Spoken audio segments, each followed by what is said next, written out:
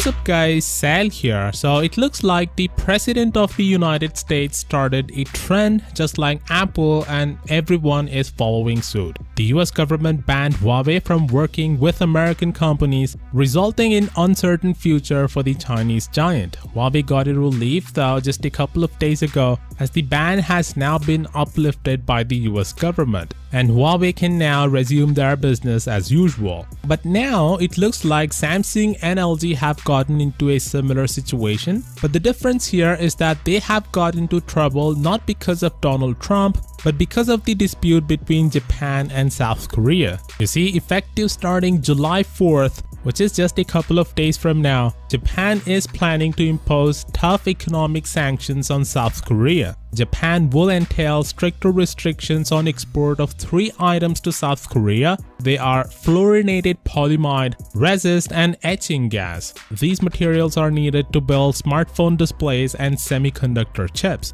You see, Japan has a monopoly of these 3 materials. They produce about 90% of the world's fluorinated polyamide as well as 70% of the world's resist and high purity hydrogen fluoride, making it almost impossible for Samsung and LG to find an alternative. One thing to note here is that Japan is not totally blocking the export of these materials. They are making it harder for South Korea to buy these, which is still a big deal because now reports say that it will result in 90-day delay in shipments of the restricted materials, as now it will require for the exporters to seek permissions each time they want to ship to South Korea, which takes about 90 days, which could result in manufacturing disruptions as stock run dry as the companies await new shipments. With that being said, you might be wondering, what the hell is going on?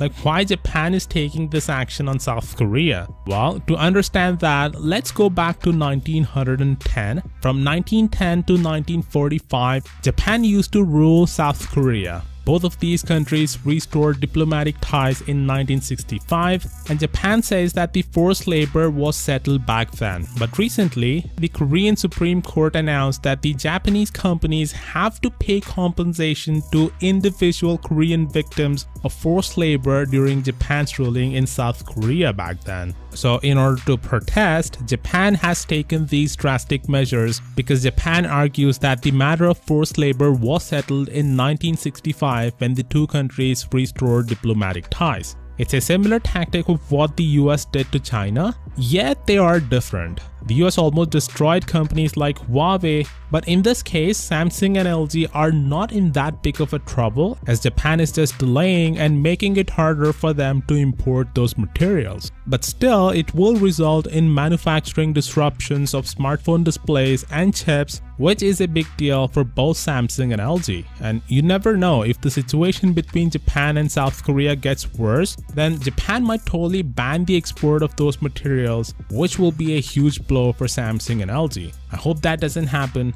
and I'm positive that this will be sorted out pretty quickly because Samsung accounts for 1/5 of South Korea's whole GDP, and they're basically nothing without Samsung and LG too. So obviously South Korea is gonna think about these companies' future than forced labor. So don't worry, this will be sorted out pretty quickly. Let me know what do you think about this down in the comments, and as always, I'll see y'all tomorrow. Peace out.